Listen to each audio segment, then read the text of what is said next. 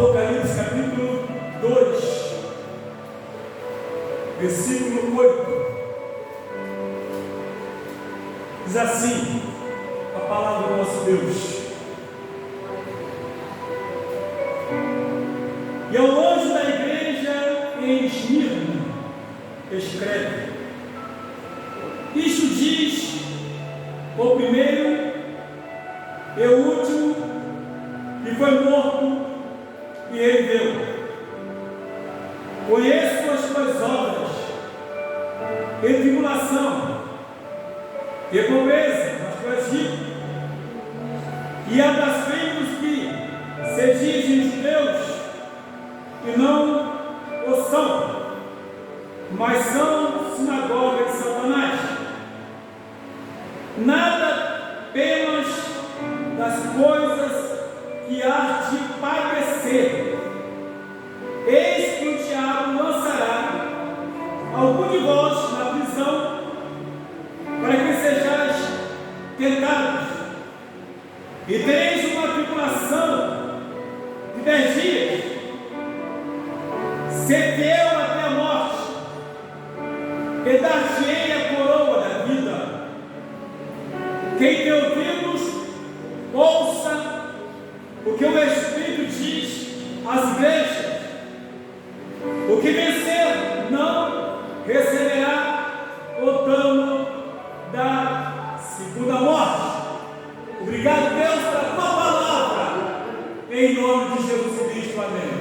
Assentados, igreja, em nome de Jesus. Queridos, em primeiro lugar, nós temos aqui a forma como Jesus se apresenta. Aleluia! Ele se apresenta de forma gloriosa. Isso para dar veracidade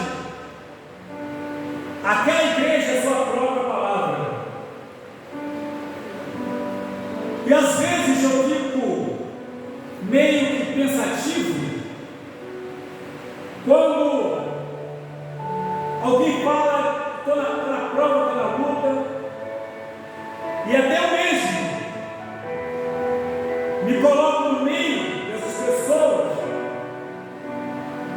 e que alguma coisa acontece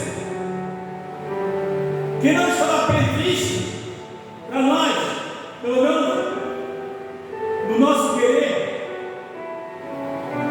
Mas só tem uma coisa nós temos que avaliar: essa carta foi escrita para uma igreja fiel, para um povo fiel, para um pastor fiel.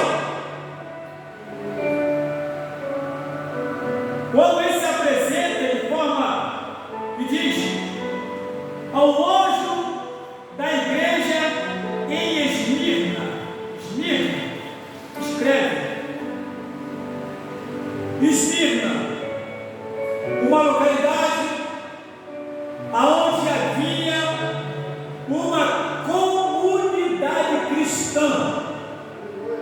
Por que não dizer uma comunidade genuinamente cristã?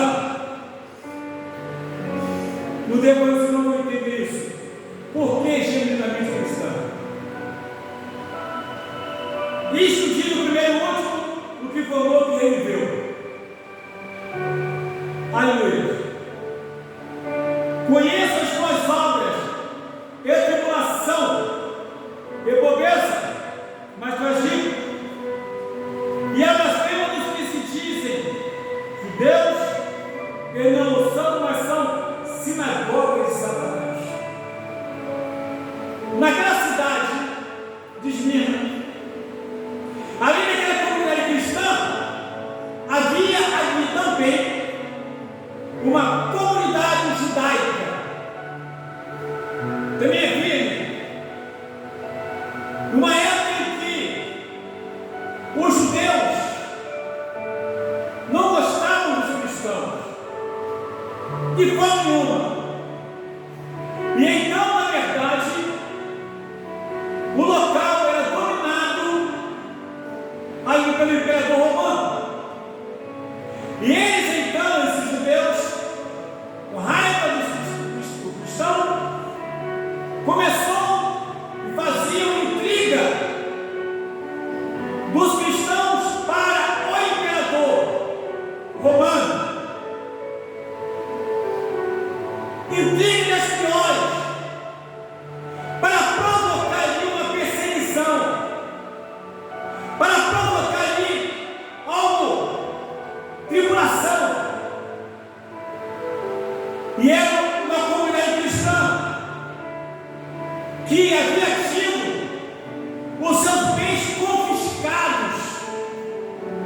estavam ali pela graça, pela misericórdia de Deus. Meus amados, quando a gente percebe hoje em que as pessoas apenas buscam a Deus olhando para as suas necessidades pessoais, apenas para serem beneficiadas, olhando apenas para as coisas aqui da terra. Porque quando eu passo a olhar, ou a olhar estritamente para as coisas aqui da terra, com certeza a minha comunhão com Deus acaba ficando comprometida.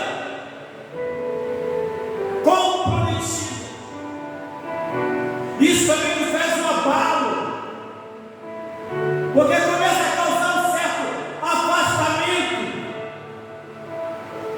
Eu já começo a entender que o melhor é eu ser beneficiado, o melhor é criar meu próprio paraíso aqui na terra, porque o paraíso não me interessa muito. Quando o Senhor fala com essas duas obras, e tribulação, e pobreza, mas castigo, mostra também que o Senhor não estava alheio o que estava acontecendo com aquele pastor e com aquela comunidade cristã. Quantas vezes, em meio a lutas e tribulações, parece que temos expressão assim: parece que Jesus não olha para nós, parece que o Espírito Santo saiu da nossa vida, só parece. Talvez aquele povo estivesse com esse pensamento, a ponto de mover o Senhor a mandar uma carta para eles, a mandar uma mensagem para eles, uma mensagem em meio a tribulações e lutas e problemas, mas uma mensagem de segurança, para firmá-los na fé.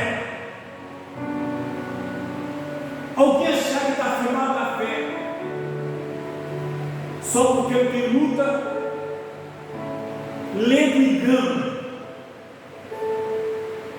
Alguém achar que está firmado na fé só porque não tem tribulação, lendo engano. É uma forma de pensar de que servir a Cristo é fácil, mas não é. Paulo falou em Gálatas 16, Gálatas 6:17. Portanto, que ninguém mais me moleste, pois que eu trago no meu corpo as marcas de Cristo. Ele falava isso pensando na cruz, no sangue derramado, no sacrifício, na morte, na ressurreição e na vitória nós proclamada por Cristo Jesus. Quando ele fala, traga no meu corpo as marcas de Cristo, não é o batismo com o Espírito Santo, não é nada disso não, não é bênção na vida ou não, porque o próprio Jesus falou em João 17:33, o mundo tem aflições, mas tem por ânimo, eu venci o mundo. E essa palavra saiu ecoando pelo mundo, e com certeza atingiu os corações dos irmãos que estavam naquela comunidade cristã ali em Esmirna. Tamanha convicção havia neles, mas recebeu uma palavra de reforço quando ele fala conheço as tuas obras e tribulação, mas tu és rico, e a blasfema dos que se dizem judeus e não o são, mas são sinagoga de Satanás. Meus irmãos, infeliz daquele que persegue a igreja de Cristo, infeliz daquele que persegue um cristão convicto, infeliz deste, aleluia, que persegue os que servem a Deus. São considerados como sinagoga de Satanás. Mas tu és rico, rico da graça de Deus, rico da presença de Deus, rico da glória de Deus. E aí você olha na palavra, essa carta maravilhosa, porque muitas vezes, irmãos queridos, quantos de nós, talvez em meio à luta, em meio à perseguição, no meio da tribulação, levantou alguém e botou na mão no nosso ombro e diz: olha, Deus conhece, mas essa luta vai cessar, essa luta vai acabar. Aí você fala bem assim: como? Preste atenção, nunca diga que não é de Deus, porque a Bíblia nos fala aqui, aleluia, bem claro. Olha o que diz aqui na palavra de Deus: nada temas das coisas que há de padecer, eis que o diabo lançará alguns de vós na prisão, e sejais tentados, e tereis uma tribulação de 10 dias. Toda luta, toda prova, toda tribulação tem tempo para acontecer, para começar, e tem prazo para terminar. Glória a Deus, aleluia. Essa tribulação não é eterna, ela tem um prazo para acabar, ela tem um prazo para findar. Eu imagino aqueles irmãos recebendo essa carta, talvez naquela luta que estavam passando, mas ainda havia mais prova para poder chegar para eles. Talvez fosse a prova mais forte, talvez o que tinha passado hoje foi suficiente, mas é uma prova também ali de mostrar convicção.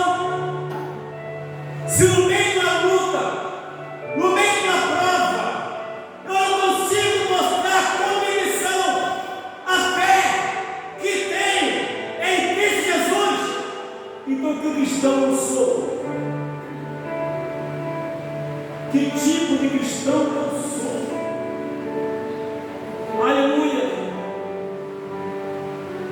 Havia algumas pessoas, como disse antes, que diziam ser de Deus, que estavam com Deus, mas Deus, Jesus Cristo, olhando o que estava acontecendo com aquela igreja, com aquele povo, e a motivação que levava aqueles ali a fazer intriga contra a igreja lá com o imperador. A motivação era o ódio, a motivação era a ira, a motivação era a inveja.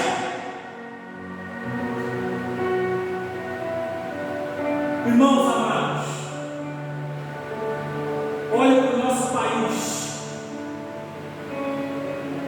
Olha as leis que são feitas contra a igreja.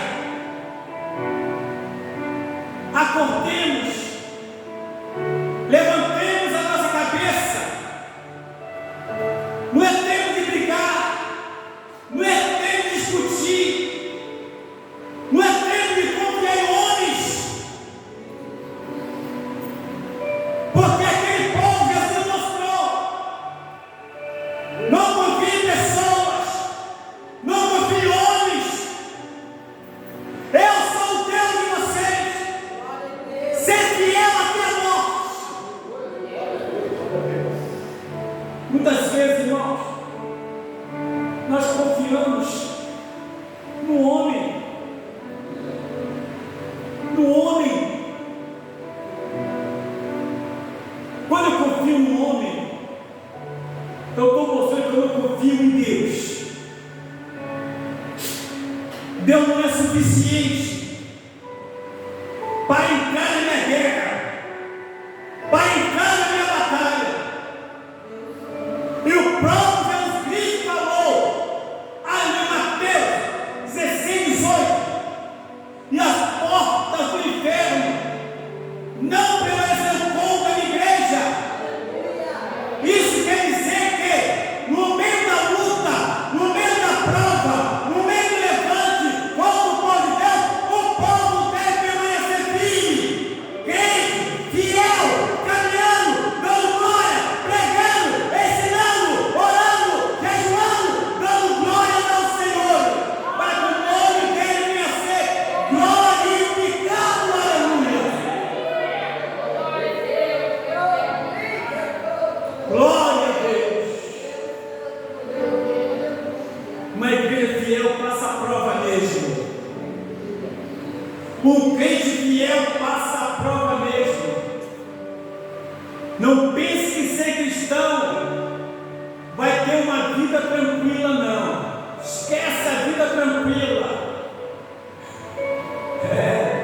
Esquece.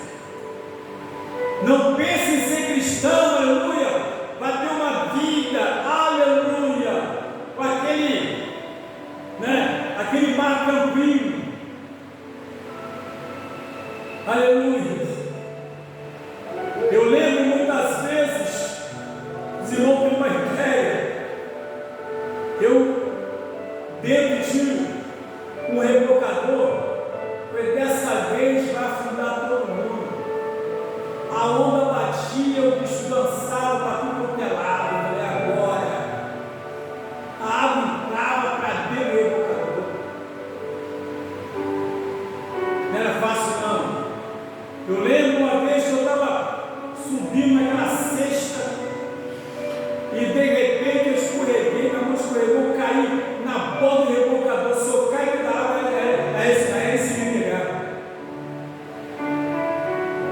Lembro disso. E o mar jogando. O pessoal passando mal, comendo cabelo para de fósforo, comendo devolve, se virando. E o mar jogando. Falei, vai virar que é o maior da igreja. Pois é, muitas vezes nós nos encontramos no mar assim também. E a gente não sabe muitas vezes o que fazer. Mesmo cada desse mar, lá tinha o capitão manobrando, mas o nosso capitão é Cristo. É Ele. É que mesmo em meio à tempestade, Ele não vai fazer muita questão de ir diante para a tempestade, não, mas vai dar um brilho, a gente é junto. Não vai passar daquilo ali. Ser cristão, na verdade, irmãos, não é simplesmente não ter luta. Eu estou falando cristão de fato. Eu estou falando cristão comprometido com a palavra. Aleluia. Cristão comprometido com a oração. Cristão comprometido com a obra. Que quando você faz a obra de Deus, a impressão de almas serem salvas, o mal se levanta. O inimigo não quer que ninguém se salve. esse mais que eu estou falando. Da mesma forma como Deus usa pessoas, o diabo também usa pessoas para se levantar contra a igreja, para se levantar contra o cristão. Mas o cristão precisa ter discernimento, e é por isso que essa carta foi enviada. Chama-se carta de fortalecimento para o cristão. Foi a carta única que recebeu o tipo de carta. E uma carta curtíssima. Pode contar aí. 1, 2, 3, 4. 4 versículos é o suficiente. Não tem muita fala, não. Apenas isso. Para conscientizá-los de que eles estavam no caminho certo. Está no caminho determinado por Deus. Mas como assim? Quem diz? Ser fiel até a morte. Não importa o que vai acontecer. Se vai morrer ou não, mas ser fiel. Não se entregue. Não me negue. Por cada luta, por cada prova. Não negue a minha palavra. Não negue a minha pessoa. Não negue a minha presença na tua vida. Não negue.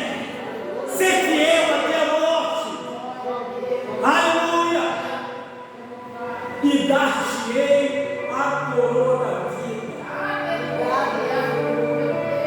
Meu Deus. Dar-te-ei a coroa da vida. A coroa está separada. A coroa está no jardim, prontinha. Que é a minha salvação. Que é a tua salvação. Que é a nossa salvação. É a salvação da igreja. A coroa está preparada. A salvação está preparada. Oh glória! Mas até chegar lá, tem muita água para rolar debaixo da ponte. Tem muita prova, tem muita luta, tem muita perseguição. Então ser fiel até a morte e dar-te a coroa da vida.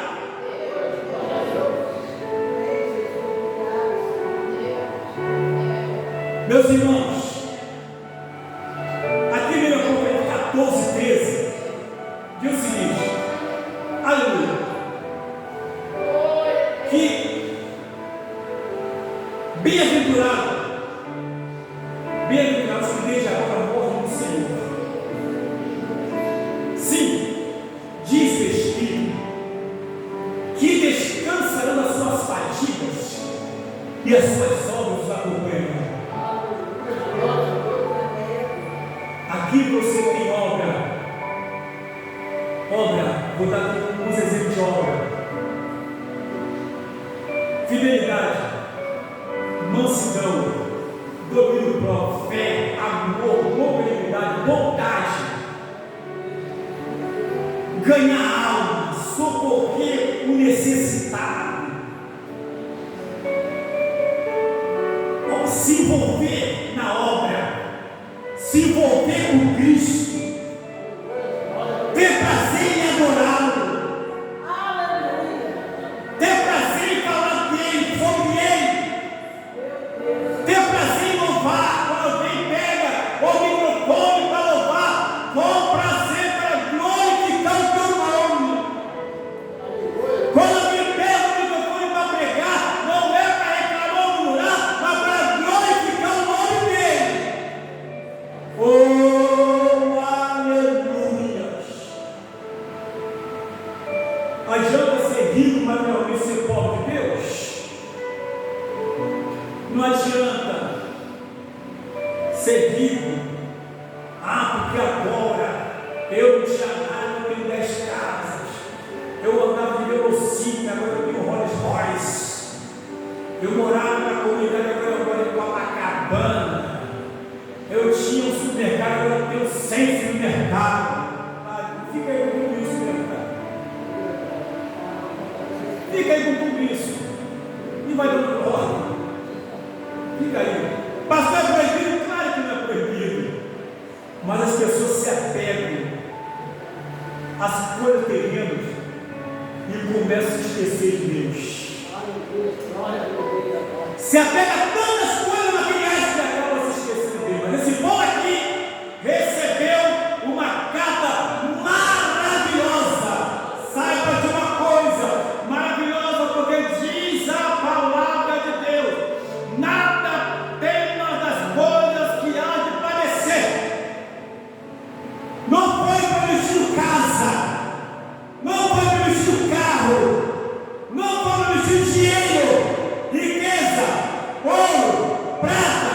Não foi prometido nada disso. Aqui foi prometido padecimento. Pastor, para mim não dá, então eu pego a carteirinha para Jesus. Pega a carteirinha e dá para Jesus, dá para minha carteirinha, não sou beijo mais não. Esse negócio dá para mim não. Para mim não. É você. Não, se te servir assim, tchau. Vou curtir a minha vida. O que foi isso? Na luta daquela, se aguardando Jesus chegar, botar a mão nas costas, tadinho de vocês. Aí Jesus chega. Não tem o que é de padecer. Parece uma incoerência, né? Mas é ser cristão. Jesus só fala isso com um cristão de fato. Jesus só permite, ele diz: quem é cristão de fato, não é para qualquer um, não. Quando se faz a vontade dele, quando glorifica o nome dele, quando diminui, como João falou, importa que ele cresça e eu diminua. Aí você pode ter certeza que o nome dele vai ser glorificado. E ele continua dizendo exatamente assim: olha só que maravilha. Eis que o diabo lançará algum de vós na prisão, para que sejais tentados. Ou seja, aqui foram avisados, mas Jó não foi avisado. Jó nem sabia o que estava acontecendo, só perdeu tudo. Filho, mesmo assim não blasfemou contra Deus. E aqui o Senhor, na sua palavra, avisa que vai acontecer. Eu não consigo entender o evangelho dela hoje em dia. É tanta bênção e vitória, mas ninguém chega e vai dizer: ó, está vindo vento aí. Pelo menos eu vi isso. Está vindo vento forte.